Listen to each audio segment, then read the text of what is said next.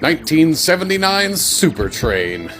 Billed as the Love Boat if the boat were a train, at the time of its release it was the most expensive television show ever made and was also the biggest financial failure in history.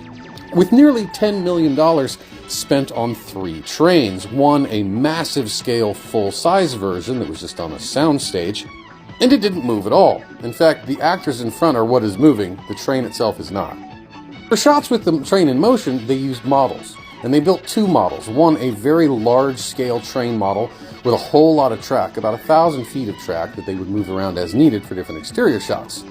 It, of course, crashed and was destroyed early on in production, much to the consternation of the producers. The television show SuperTrain only lasted 7 episodes before it was finally canceled. Now, as I said, there were 2 model trains, and this is the smaller of the 2, if you can believe it. It survived production, and was sold by NBC to a model train manufacturer who tried to sell it in the 80s.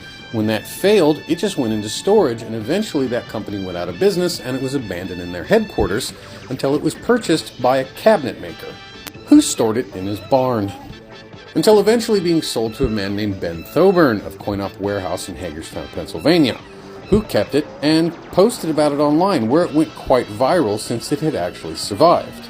Long thought to have been lost, the smallest version of the Love Boat on rails actually survives to this day, and after posting about it online, it caught the eye of this man, LA-based producer Jack Morrissey, who has worked as a producer on the Twilight Saga films, 2017's Beauty and the Beast, and was a co-producer on Phil Tippett's Mad God.